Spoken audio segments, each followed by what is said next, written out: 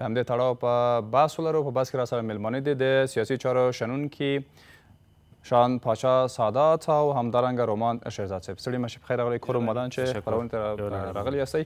شیرزاد صاحب، فکر کوئ چې د سیمه ییزې هڅې کولی شي د کابل او اسلام آباد ترمنځ روانه کشاله حل کړي او که نه؟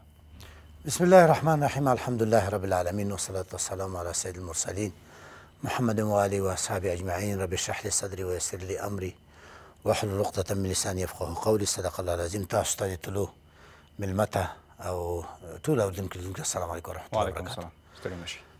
له شکه پرته چې سیمه په عموم کې او نړۍ سیمه په خصوص کې او نړۍ په عموم کې د زیاتو بحرانونو سره مخ ده، خصوصا منځنی ختیځ، افغانستان، بیا د پاکستان افغانستان کشاله چې د اسیا زړه ورته وایي، دا ډېره مهم او خطرناک کشاله ده. لکه تاسو په دې مخکینیو خپرونو کې موږ واورېدل چې ترکیه ویریږي، ایران ویریږي که په سیمه کې د پاکستان او د افغانستان ترمنځ جنګ راځي، دا به یو همشمول سیمه ییز جنګ، حتی په نړیوال جنګ به بدل شي، ځکه پاکستان اټومي هېواد دی او موږ هم هغه کسان یو چې د دوو سترو جنګونو نه د روسیې سره بیا د ناټو سره وتلي یو. نو دغه یو خواته اټومي طاقت، بل خواته جهادي طاقت، بل خواته مجاهدین، نو دا د سترو قدرتونو په ګټه باندې دا جنګ دی. که څه هم په دې جنګ کې به موږ مجبور یو، لکه زموږ اسلامي امارت په بار بار ویل دي چې ډیپلوماسي د دوی اولویت دی، دوی به تر آخر حده پورې د صبر و زغم و ډیپلوماسۍ نه کار اخلي، خو د ډېر مجبوریت او د ډېر په ډېر یو تنګ حالت کې د ډېرو فشارونو نه وروسته به جګړې ته بیا لاس اچوي او دا جګړه به په عموم کې د پاکستان په خیر باندې نه وي. د افغانستان هسې هم د جګړو نه راوتلی یو ملک دی، 4 کاله کېږي چې موږ جنګ نه کوو، لیکن پاکستان په دې ټول عمر کې په دې 80 کلونو کې دوه جګړې کړي دي چې و د سن 65 دوی د 1965 جګړه ورته وایي. دا جګړه هم دوی بیاللې ده او بیا له موږ سره یې دغه تېره لنډه جګړه د څو ورځو لپاره هغه هم ونه ګټله، پوستې له لاسه ورکړي. دوی پوهېږي چې افغانان په جنګ کې څومره تجربه دي، څومره ایکسپیرینس دي، څومره زړور دي. دا خو د اسلامي امارت قیادت ته د پاکستان دعا وکړي. تاسو ورته اشاره وکړه چې دغه هېوادونه چې تاسو نومونه واخیستل دوی ویریږي چې دا جګړه پراخه نه شي یا کولی احتمالا چې دا په یو نړیواله جګړه باندې بدله شي د افغانستان او پاکستان ترمنځ روانه کشاله. خو فکر کوئ څومره دا رښتینې هڅې دي او ځکه چې په دغه هېوادونو باندې خصوصا په ګاونډیو هېوادونو باندې د دوی په سیاست باندې د افغانستان په تړاو ډېرې غټې نیوکې شته، په تاریخ کې وایي چې دوی د افغانستان په تړاو دوی رښتینې پاتې شوي نه دي. څومره فکر کوئ چې د ایران په ګډون نور هېوادونه چې دلته په سیمه کې دوی رښتینې ګامونه اخلي او غواړي چې دا کشاله حل شي؟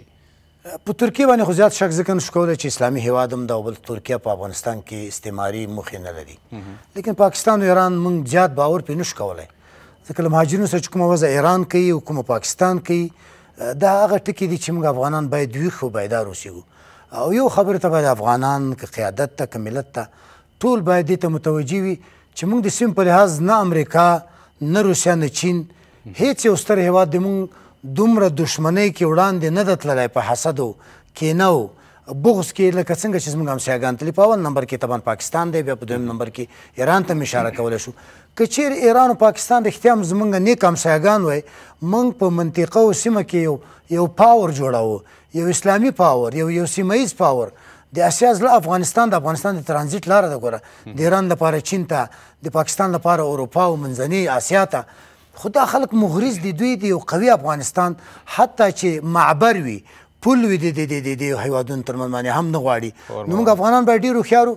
دا چې اسلامي امارت د دوو حکومتونو تجربه لري او د سیمې هېوادونه یې پېژندل دي او د دوی سره ډېر په صبر او په حوصله باندې لوبه کوي او ډېر په حوصله باندې کوي. نو اسلامي امارت په دغه تازه خبرونو کې ویل شوي دي چې اسلامي امارت اولویت چې دغه ډیپلوماسي ده نه جګړه. خو که جګړه تحمیل شي، افغانان هر وخت د خپل هېواد ارضي تمامیت، د خپلو ارزښتونو ساتلو ته د ایمان نیولې تر مشرتابه پورې، تر تا پورې چې یو اکاډمیک یا رسنیز شخص ټول تیار دي، ځکه هېواد مور ده او که دا هېواد وي دغه موږ به هم یو او که دا هېواد نه موږ به نه یو، او چې موږ نه یو هېواد نه بیا د هېڅوک هم نه وي. ډېره مننه. بیرته راګرځم شهردار صاحب، نور پوښتنې هم لرم. او سادات صاحب، ستاسو په اند باندې فکر کوئ دا هڅې څومره کولی شي د افغانستان اوسنۍ او د پاکستان ترمنځ اوسنۍ کوم کړکۍ شته دا حل کړي؟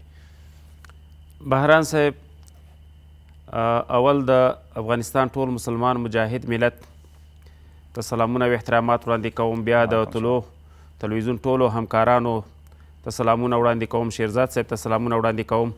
لکه څنګه چې شیرزاد صاحب وضاحت ورکړه پاکستان په تمامه معنا باندې د افغانانو نه دوست کیدی شي نه دوست دی نه دغه خپلې خبرې ته ژمن دی نه ورته وفاداره دی زموږ د افغانستان اسلامي امارات همیشه دپاره د ډیپلوماسۍ د لارې خپل اوازونه نړیوالو ته هم ثابته کړې ده او ګاونډیو هیوادو ته هم ثابته کړې ده خو زموږ خبرې ته هیڅ لبیک پاکستان نه دی ویلی نو د افغانستان د تاریخ په اوږدو کې که وګورې پاکستان چې اوس دا یي چې دوی زموږ د خبرو په مقابل کې دریځ بدل کاني افغانان هیڅ چا غلامان نه دي او نه به د چا دریځ ته هغوی ټیټه خبره وکړي کومه دریځ غواړي فکر کوئ ستاسو په اند خو دوی دا یي چې افغانستان چې همیشه دپاره په منځنۍ اسیا کې د منځنۍ اسیا زړه دی د دوی خارجي پالیسي د زموږ تر چتر لاندې او زموږ د پالیسۍ لاندې دی خو دلته افغانان هوښیار دي افغانانو نړۍ ته دا ثابته کړې ده د غازي امان الله خان د وختونه رادلي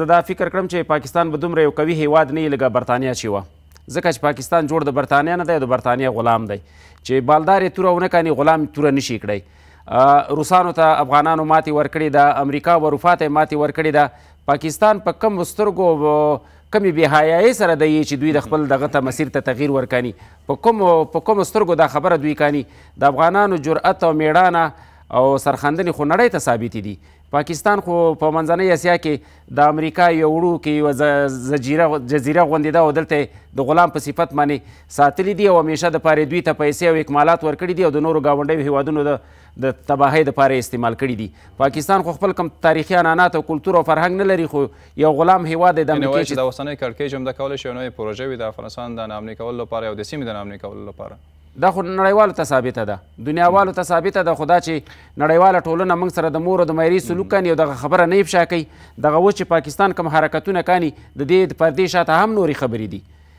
دلته د پاکستان ملکی اداره د ښاروالۍ د اجیرانو په مثال ده واک ټول د پاکستان پوځي رژیم او د استخباراتو سره دی او پوځي رژیم او استخبارات د منځنۍ اسیا دپاره امریکا د یو غلام په صفت ساتلی دی او هغوی غواړي چې په منځنۍ اسیا کې همیشه دپاره ګډوډي او اختلافات پیدا شي دا که اوس دوی یو خبره کاني پرونه رادلې زه په دا میډیا کې اورم چې دوی چې یو انساني همدردۍ په خاطر باندې موږ ګاونډي هیواد سره لارې خلاصو که دا موږ سره ګاونډیتوب کاني هغه ماشومان چې زموږ په کمپونو کې نسي هغه ماشومان چې د کابل او د لنډي کوتل هوا سره یو درجه ده او یو رقم ده او هغه زموږ ماشومان راوړي او په لنډي کوتل کې په کمپونو کې په دې هوا کې اچولي دي انساني همدردۍ د خاطره ولې هغه زموږ د ماشومانو سره رحم نه کاني سلوک ورسره نه کاني دا موږ ته د ګاونډي هیواد په سترګه ګوري زه د ستاسې د تلویزیون د لارې د افغانستان د اسلامي امارات په ټولې رهبرۍ باندې دا زما د ولسونو د قومونو په نمایندګۍ باندې دا غږ دی چې د پاکستان هیڅ قسم یو خبرې ته دوی لبیک ونیئ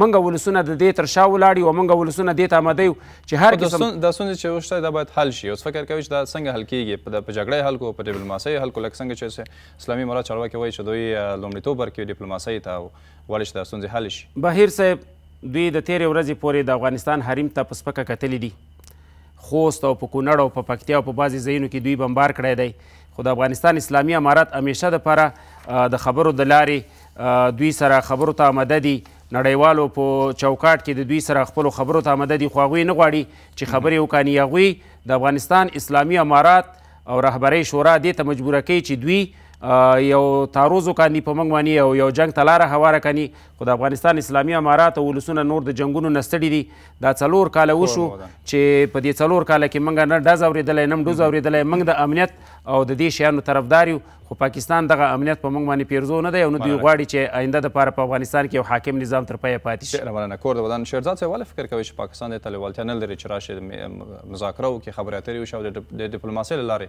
د اوسنۍ ستونزې حل کړي بهرام صاحب د پاکستان استعماري موخې لري د پاکستان د جوړېدو نه چې په 1940 کې جوړ شو هېڅکله د افغانستان سره دوستۍ لاس نه ده ورکړی او افغانانو یوه تاریخي اشتباه دا کړې چې زه د 1919 ازادي چې پاچا صاحب ته اشاره وکړه نامکمله بولم د امان الله خان د ازادي چې دا نامکمله وه د 1919 ازادي ځکه نامکمله وه چې موږ د خپل د وجود نیمه برخه لا هم برطانیې ته پرېښې وه چې هغه پاکستان لا موجود هم نه و دغه تاریخي اشتباهات باید زموږ مشران تکرار نه کړي د یعقوب خان عبدالرحمن خان او د دې خلکو د شاه شجاع چې کومې تېروتنې دا باید موږ بیا تکرار نه کړو دا که مجاهدینو وخت کې تکرار شوي که کمونستانو تکرار کړي چې هغه به چې یا وطن و یا کفن نه وطن و نه کفن و هغه یو سکاټ توغونده پاکستان باندې کله نه لګېده خو پاکستان په همغه وخت کې بمبارۍ په افغانستان باندې کولې.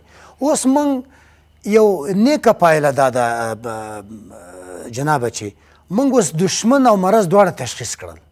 اوس باید په معالجه کې کوشش وکړو.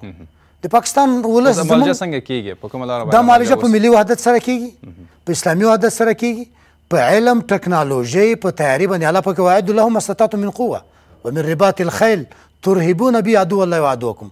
الله پاک تاسو ټول چې څومره مو په وس کې وي د جنگ لپاره د مقابلې لپاره که هغه رسنیزه مقابله وي که نظامي مقابله وي که تکنالوژي مقابله وي دې ټول ته ځان تیار کړئ. د کور دننه فکر کوئ دغه معالجې باندې څومره کار کیږي، څومره دې ته لیواله دي په چارواکي چې باید وضع تغییر شي، باید له دښمن سره چې موږ اوس دا تعریف شوی دښمن هم څوک دا او د علاج څنګه کیږي، د دې لپاره په کور دننه څنګه څه تابعیان نیول شوي دي؟ د کور دننه د یوې ملي شورا ته چې په هغې کې قومي مشران، استادان، ډاکټران، انجینران، مولوي صاحبان، تاجران، د افغانستان د ټول قشر نه د ټولو طبقو نه پکې خلک موجود دي. اسلامي امارت ته وخت ناوخت په ملي مسایلو کې، بین المللي مسایلو کې اوس ملګرو ملتونو سره موږ مشکل لرو، تر اوسه په رسمیت نه یې پېژندلي.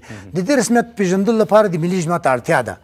موږ په دې کې یقین لرو چې اسلامي امارت د ملي اجماع نه برخمن دی، خو د دې لپاره چې نړۍ ته وښیو باید موږ یو تمثیل هم وکړو، یو مجلس باید ولرو لکه د ملي شورا، لکه نورو هیوادونو کې پارلمان. که موږ پارلمان په غربي شکل نه منو، موږ اسلامي شورا منو، ملي شورا د اهل الحل والعقد، دا قومي مشران، علماء کرام، استادان، اکاډمیک خلک دا ټول اهل الحل والعقد کې راځي.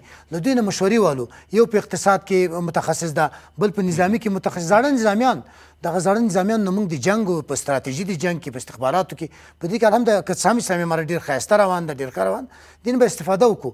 کورنۍ وظیفه مو دا ده چې څومره مو ملي وحدت قایم وي، څومره مو د ملت په راحت کې وي، څومره د ملت او د امارت ترمنځ تفاهم وي، هغومره موږ په خارجي دښمن باندې کامیاب یو. خارج موږ باندې هېڅ هم نشي کولی. که زموږ کور جوړ وي او د خارج څه نشي کولی، نو موږ وایو چې څه کورنۍ وظیفه به مې اجرا کړو او څه به لامسیاګانو سم له حکمت او سیاست نه کار ول. شاید پاکستان په دغه جګړه کې چې ورته لمن وهي، که څه هم د دې جګړې سیال او کف نه دی، دا جګړه پر مخ نشي بیولی، خو چون دته پروژه ورکول شوي غواړي چې اسلامي امارت چې د 4 کالو د مستقر نظام تجربه لري، دا په ښکیل کې او دغه د ترقۍ سفر چې موږ روان کړی ده، که کوشتیپه ده، که کاسه ازار ده، که کوریډور د واخان ده، که ټایپې ده، دغه شیان ودرېږي. پاکستان دا نشي زغملی. یوه خبره اخر کې کوم ستاسو په اجازه باندې چې د پاکستان څخه چې کومه لاره موږ بنده کړه دا باید تر راتلونکي پسرلي خلاصه نشي، او که خلاصېږي پرېږدي دا د مالټو، دا د کیلو او دا د امرودو وخت تېر شي، ځکه زموږ انار، زموږ انګور دا خو یې راخوسا کړل. نو موږ باید اوس دا د ملګرو ملتونو چې دوی رامخته کړي دا څو درواغ ده، دا یوه معامره ده، یو دسیسه ده. اسلامي امارت به هېڅکله د ملګرو ملتونو د دې نوم د هغه لاندې منه نشي. هسې ملګري ملتونه موږ په رسمیت نه پېژني، موږ هم په رسمیت نه پېژنو. ریچارډ بینټ تاسو ښه پېژنئ چې یو لوی شیطان ده او په افغانستان باندې منه ده، هغه باندې د افغانستان دخول. نو زه داسې وایم چې تر څو پاکستان بین المللي او سیمهیز تجارتي نورمونو او د ټولو معاهداتو سره سم ضمانتونه نه یې راکړي، لارې باید خلاصې نه کړو. پاکستان د سخت پرېشر لاندې دی، دا اوس ټول ملت فشار ورباندې اچوي چې دروازې خلاصې کړه. په پنجاب کې په زرګونه کارخانې ولاړ دي، پېښور کې ولاړ دي، نو تجارتي جنګ هم ترې ګټلی ده، نو اوس ډیپلوماسي او نظامي جنګ هم ترې ګټو انشاءالله. کور د وطن بېرته راګرځم او سلام صاحب ستاسو باندې لکه څنګه چې شهرزاد صاحب ورته اشاره وکړه د کور دننه ځینې کارونه دي چې باید ترسره شي، له هغې سره فکر کوي د روان کړکېچ کې پاکستان ته څه درسونه ورکړل شول؟ بهران صاحب، شهرزاد صاحب ډېرې ښې خبرې ته اشاره وکړه. ما خود وخته تا ته دا خبره ثابته کړه چې د افغانستان اسلامي امارات ټول ارګانونه او ټوله رهبرۍ شورا د ټولو ګاونډیو هیوادونو بالخصوص منځنۍ اسیا نړیوالو ته دا ثابته کړه چې 24 ساعت دوی په نړیواله میډیا باندې د بهرنیو چارو وزارت بیانیې ورکوي چې موږ د ټولې دنیا سره او ټولو نړیوالو سره خبرو ته آمده یو، خو دا چې موږ سره د ښه نیت هېڅ هیواد نه لري او هغوی زموږ خبرو ته لبیک نه، نو دا نړیواله ټولنه او بین الملل او دا خلک چې دي دوی اوس په ټول په یو مسلات باندې پاکستان را مخې ته کړی دی او پاکستان دې ته هڅوي چې په افغانستان کې بیا یو ګډوډي جوړه کړي، یو استخباراتي جګړه مخې ته ویسي. خو موږ د افغانستان عامه ولسونو ذهنونه خلاص دي، نور موږ چاته دا اجازه نه ورکوو چې په افغانستان په داخل کې استخباراتي جګړې مخې ته ویسي. دا چې ملل متحد اوس یو خبره رامخې ته کړې ده چې د انساني همدردۍ په خاطر باندې د پاکستان د بهرنیو چارو او کورنیو چارو وزیر دا بیانیه ورکوي چې موږ لاره خلاصو. هغې زموږ د انساني همدردۍ په خاطر دا لاره نه خلاصوي. موږ یې میلیاردونه روپۍ تاواني کړو. دوی باندې خپل ولس راپڅېدلی دی او خپل ولس د غلي کېدو دپاره دوی د اعلانونه کاني. ښه خبره دا ده چې دوی ډېر زیانمن شوي دي. دوی بېحده زیات زیانمن شوي دي. په 100 کې 10% شیان د دې ځای نه ورځي، 90% د هغوی راځي او ټولې منځنۍ اسیا ته خورېږي. تاوان خو ټول فابریکې د هغوی ولاړې دي، کارخانې یې ولاړې دي، باغونه یې فل شو، سیمټ یې فل شو، همداسې پسې دا د بانسونو فابریکې چې وګوري دا یې فل شوې. موږ تاوان نه دی کړی، موږ ګټه کړې ده او همیشه دپاره به زما په رهبرۍ شورا باندې دا غږ دی چې دغه لیار هیڅ د پاکستان سره تر هغې خلاصه نه کاني لکه څنګه چې ملا صاحب برادر بیانیه ورکړې ده چې بین المللي ټولنه یا نړیوال ضمانت راته رانه کاني، ځکه چې دوی همیشه دپاره موږ سره دوه مخه سیاست کارولی دی. دوی په ضمانت باندې څومره باور دی، دوی په سیاست باندې دی. تېر موږ مخکې هم د دوی نه ضمانتونه اخیستي دي، اخیستل شوي دي، دوی سره مو قراردادونه امضا کړي دي، خو دوی بیا په یو ډول نه په یو ډول دوی بیا نقص کړي دي. فکر کوي څومره باور په دوی باندې شتون نه لري؟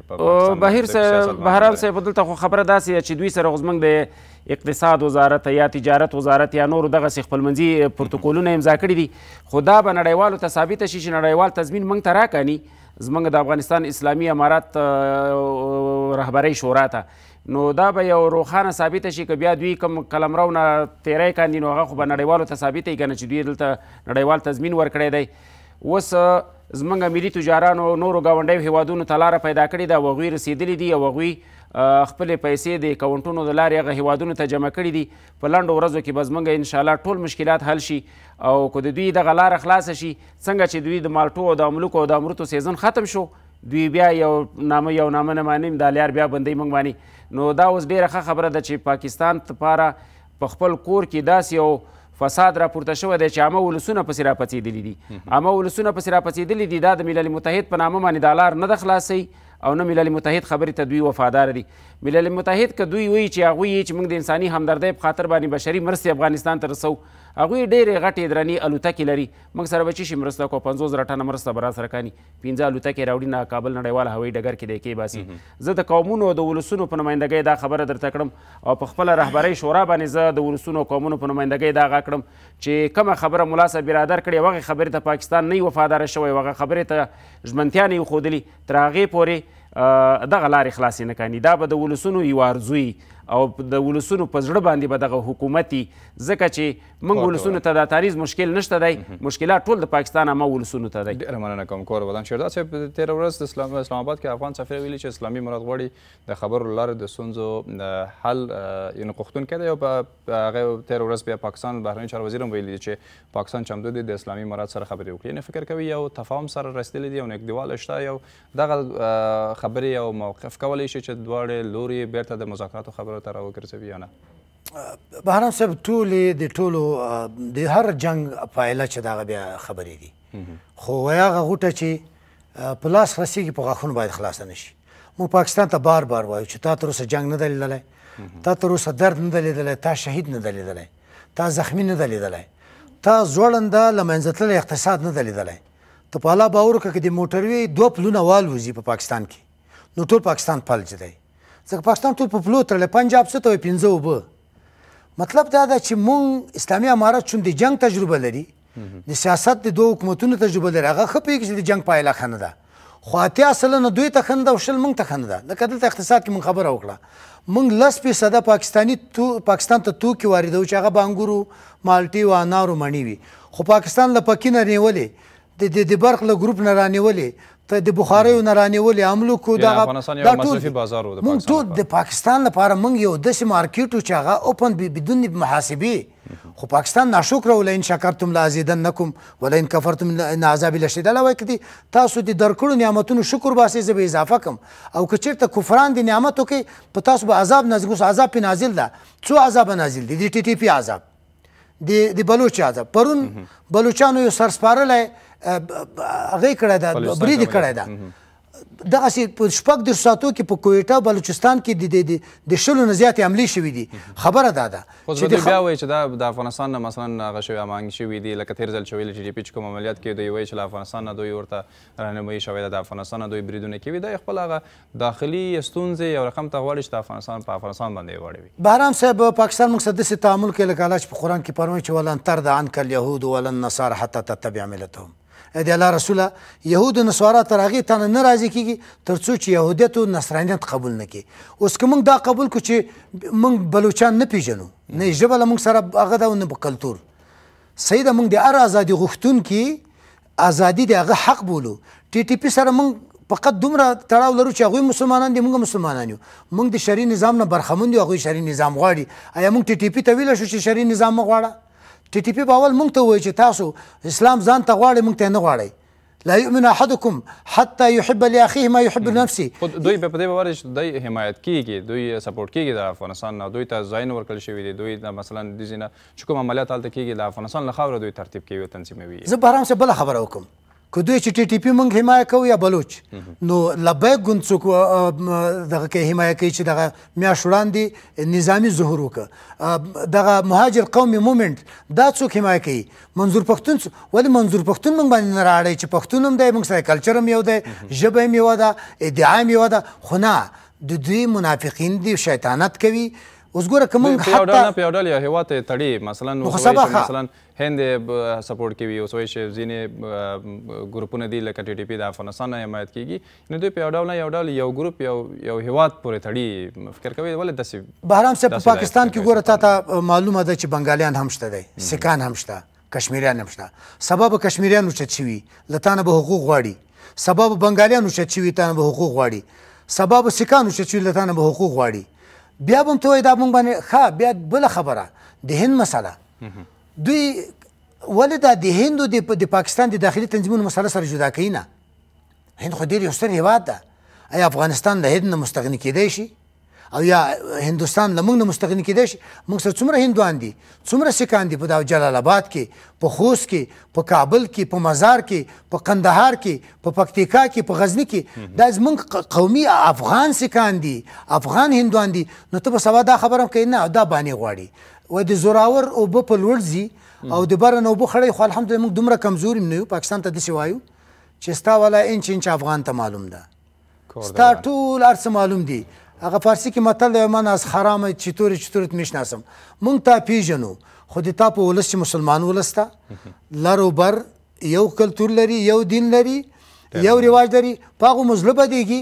او بل یوه خبر دغه ځای کې تا په اجازه باندې کوم د نیمې دقیقې په هغه کې چې کاینده کې پاکستان حملې کوي، زمونږ نظامي قوتونه، استخباراتي قوتونه باید تیاري نسکوري کړي. او که د تیاري د نسکورولو وسایل نه لرو باید ترلاسه یې کړو له چین نه، له روسیې نه، له هندوستان نه، حتی له هر هېواد نه. دا که S300 وایي، که S400 وایي، که سټینګري، که بلي که بلي. دویم که موږ د پاکستان د هرې حملې جواب په خیبر پښتونخوا کې ورکوو مثلا یا بلوچستان کې دا هېڅ ګټه نه کوي. دا واري جواب باید د پنجاب په زړه کې وي، د پنجاب په عمق کې وي، تر څو چې په زړه کې ګزار ونه شي. دا په شاخونو باندې ګزار موږ ته ګټه نه کوي. او دا واري ګزار باید اساسي وي. که څه هم محمد اسلامي وعده کړې چې موږ به یو مناسب وخت کې ګزار ورکوو. دا حملې د افغانستان په نیابت باندې څوک کولی شي؟ هېڅوک. موږ افغانستان خپل افغانان به کوي. افغانان باید خپله د دې ته چمتو وي. لکه ما چې څنګه آیت شریف تاسو ویل چې واعدوا لهم ما استطعتم من قوه. نو موږ باید په هر لحاظ، په ملي لحاظ هم تیار وو، په نظامي، په ذهني لحاظ باندې د خپل قیادت په شا کې راغونډو. اسلامي امارت د ثبات او د استقامت یو لوی غر ده. ملت باید په څنګ کې ودرېږي. دا نورې کورنۍ وظیفې لکه موږ چې د بیکارۍ کچه راکمه کړو، اداري فساد له منځه یوسو، که هغه په هره کچه باندې وي، اقتصاد ته ډېره توجه وکړو، نوې نوې معاهدې بهر ته خپل شاګردان ولیږو، خپل کارګران ولیږو، داخل کې افغانان په دې مصروف کړو چې د هېواد په شریکه باندې جوړوو، را شامل کړو په دې نظام. په رسمیت نه ده پیژندل شوی. فکر کوي دا کیدلی شي یو خنډ وي، دا چې موږ مثلا نظامي تجهیزات واخلو، اصلحې واخلو، نور هېوادونو ته خپل مثلا شاګردان ولیږو تر څو چې دوی هلته تعلیم واخلي او دوی روزنه وشي. دا ستونزې شته فکر کوي یو خنډ کیدلی شي؟ دا شته 100% ده. مثلا روسیې موږ په رسمیت پیژندلي. روسیې په دا تېرو کلونو کې 1500 افغان شاګردان غوښتي وو. متاسفانه موږ د څه ستونزو له امله ونه لېږل. دا اوس په چین کې ډېر زو افغان شاګردان د هندي اسلامي امارت په وخت کې تللي دي. هغه ته تللي، داغستان ته تللي. ډېره مننه شهردار صاحب. سعادت صاحب لکه څنګه چې اوس یو تازه خبر کې موږ ولوستل عربستان کې بیا مذاکرات پیل شوي دي او د افغانستان هیات او د پاکستاني هیات هلته تللي دي. فکر کوئ چې د اوس په نتیجه ورکړي او څنګه ګوري دغه مذاکرات اوس په دغه نوي فصل کې؟ بهرام صاحب د افغانستان اسلامي امارات همیشه دپاره ګاونډیو هیوادونو ته د هغوی مذاکراتو ته لبیک ویلی دی او هغوی هر هیواد ته هغوی سره سفر کړی دی. لکه څنګه چې د قطر په پلازمینه کې هغوی سره مذاکرات پیل شو، د افغانستان اسلامي امارات کم هیئت چې تلو هغوی ته ټول مکمل اسناد ثبوت شواهد په میز باندې وړاندې کړه. د پاکستان سره هیڅ اسناد و ثبوت او شواهد نه و. موضوع خو زموږ او د دوی بله نه ده، خو د TTP ده. TTP خو د دوی کورنۍ معامله ده. د پاکستان وګړو به د صدر او د بوټه پورې خپلې اسلحې ګرځولې. دوی دغه ډلې راویستې او د دغه ډلې هلته منظمې کړې. هغوی په دې خاطر باندې دا ډلې د پاکستان حصایي او استخباراتو منظمې کړې چې هغوی د قبایلو ساحې د منځه ویسي. مخکې به د دوی لشکر اسلام په نامه ډله راویسته، نورې ډلې راویستې. هغوی به مخکې تلې، دوی به پسې تله، پوستې به یې اچولې. بالاخره چې د تمام صوبه سرحد او د بلوچستان قبایلي علاقې دوی پنجاب د خپل کنټرول لاندې راوستې. اوس یې چې هغه سرحدات ټول د خپل کنټرول لاندې راوسته، دا خبره هېڅ معنا نه لري چې دوی چې TTP ده او د افغانستان د لارې دلته د کږې اکمال کږې اول ته راځي. زه په سرحد کې اوسېږم، دوی داسې یو سیمې خاردار خور کړی دی، داسې یو سیمې خاردار یې خور کړی دی چې هېڅ یو کوتره نشي کولی چې په هغې سوري باندې هغې خوا وځي. شپې د خوا نه هغوی داسې یو ګروپونه لګولي دي چې دا د څه په خاطر دی فکر کوئ؟ یا ولې دوی غواړي چې مثلا د افغانستان د اسلام آباد د امنیتي تضمین وغواړي او له دوی سره سره دوی غواړي چې د افغانستان باید د TTP په وړاندې یا د جګړې په وړاندې چې پاکستان کې دوی نه یو فتوا واخیستل شي؟ نو دا فتوا خو چې ده د هغوی خپل کورنی کار دی. که هر قسم فتوی خو دوی بیا د افغانستان نه غواړي. نو د افغانستان د پاکستان په کورنیو چارو کې هېڅکله نه مداخله کړې، نه مداخله کا، نه به دوی د یو ګاونډي هیواد په کورنیو چارو کې مداخله وکړي. دا فتوا دوی خپل علما لري، خپل برجسته مدرسې لري، خپل دینی مدارس لري. فتوا د افغانستان نه غواړي، امن کور کې ځان ته راولي، فتوا د افغانستان نه غواړي. دا د ماشومانو خبرې زما فکر باندې پاکستان حکومت چې کانې زه په خپل نظر باندې د قومي مشر په صفت یم چې دا د ماشومانو خبرې دي، امن ځان ته راولي، فتوا زما نه غواړي. دي اوس دا د میز په سر راوړل شوي دي، دوی غواړي چې خبرې وشي. مثلا په قطر کې خبرې اترې بې پایلې وي، په استانبول کې خبرې اترې بې پایلې وي، اوس په عربستان کې د خبرې شروع شوي دي، پیل شوي دي. فکر کوئ چې دا ځل به یو نتیجې ته ورسېږي کابل اسلام آباد، او که نه دا به هم لکه تېر دوو دورو چې کوم هغه مذاکرات شوي دي لکه هغه غوندې به پایله پای ته ورسېږي؟ بهرام صاحب دا به هغه وخت سره ثابته شي. زموږ د افغانستان د اسلامي امارات چې کوم لوړپوړی هیئت سعودي ته سفر کړی دی، تازه خبر دی دا اوس. موږ دې خبرو ته لبیک یو چې خبرو د لارې مشکل حل شي. په جنګ کې نه زموږ خیر شته، نه د هغوی خیر شته. د هېڅ یو ګاونډي په جنګ کې خیر نشته دی. هر څه چې د مذاکراتو او د خبرو د لارې حل کږي. او بیا افغانستان خو د جرګو 15,000 کلن تاریخ لري. موږ همیشه دپاره هم په قومي چوکاټ کې، هم په ولسي چوکاټ کې، هم په نظامي چوکاټ کې زموږ ټول عنعنات او کلتور او فرهنګ د جرګو نه جوړ دی. موږ خو جرګو ته وفادار یو. خدای دې وکړي چې هغوی خپلې خبرې ته وفاداره پاتې شي او په سعودي عربستان کې زموږ د مشرانو سره موافقې ته ورسېږي. موږ د جنګ غوښتونکي نه یو. یو ګاونډي هیواد کې موږ د جنګ غوښتونکي نه یو، نه په داخل کې نه په خارج کې. د رسول لپاره خنډونه ویني، تاسې ستاسو په اند به څه خنډونه شتون ولري؟ هغوی خو همدغه خبره کاني چې هغوی معامله په کور کې روانه ده، تضمین د افغانستان نه غواړي د TTP هغه چې هغوی به هلته مداخلې نه کاني. ما داسې اورېدلي دي چې د پاکستان ډېر زیات غټ زندانونه دي، په هغې کې ټول د پښتنو سرکرده مشران بندیان دي او په زندانونو کې یې اچولي دي. هر هغه پښتون چې په هغې باندې په پاکستان کې 15 کسان راغونډږي، دوی یې وړي په محبسونو کې اچوي. هېڅ په پاکستان په یو زندان کې به د سند او د پنجاب بندي ونه ګوري، ټول پښتانه پکې بندیان دي. د همغه پښتنو بچیان راپڅېدلي دي، د خپل حق غوښتنې دپاره مبارزه شروع کړې ده او د خپل ولس سره د خپل ولس په ژبه باندې خبره وکړي. افغانستان پکې څه مسؤلیت لري او نه پکې کم کار لري. دا د هغوی خپله کورنۍ موضوع ده. اوس کور ستا دی، د غلنه په ما باندې ساتي. زه خو ستا د کور ذمهوار نه یم که نه. خپل کور په خپله باندې وساته، ځان جوړ ساته، بل ته مې اچغالي. دا د خپل امنیت په خپله باندې ټینګ دي.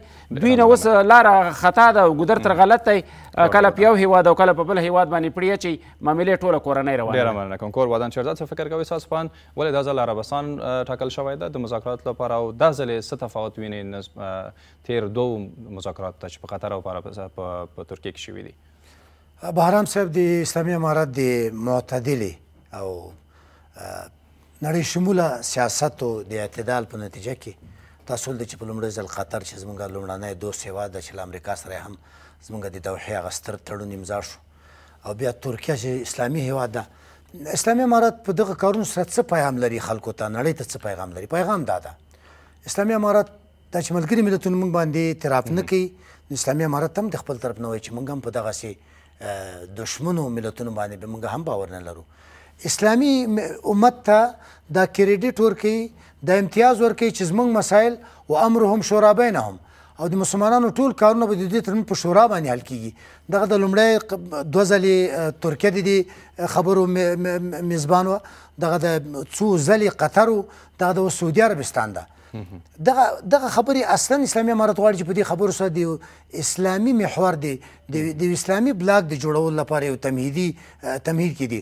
خو زه بیا هم پاکستان په نیت باندې شک لرم پاکستان کیدای شي په ریاض کې د څه مجبوریتونو له وجې سر وخوري چې ګویا موږ دا خبرې منو که څه هم له بس سر راټول کې شهزاد څه فکر کوي دا ځلې به پایله ولري او که بې پایله پای ته رسېږي یو څه پایله به ولري خو سلسله موږ اعتماد ځکه نشو کولی چې د پاکستان خپل نیت چې کوم ده د پاکستان چې کوم سیاست ده هغه مغرضانه ده هغه هېڅکله حتی که ریاض ډېر کوشش هم وکړي تاسو ولده چې پاکستان او سعودي عربستان امنیتي معاهده امضا کړې وه لیکن د افغانستان د پاکستان په جنګ کې سعودي عربستان د پاکستان مرسته ونه کړه نو دې نه معلومېږي چې هغه هم په پاکستان باندې سعودي عربستان هم باور نه لري خو کوشش روان ده موږ ناامیده نه یو انشاءالله چې نتیجه به ورکړي کورمدن او سادات صاحب ستاسو جنبندي څه د فکر کوئ ستاسو په اند که دا مذاکرات نتیجه ورنه کړي اوس چې په ریاض کې ترسره کیږي کومې خواته به لاړ شو بهرام صاحب الله جل جلاله د وکړي چې په افغانستان اسلامي امارات او د پاکستان ترمنځ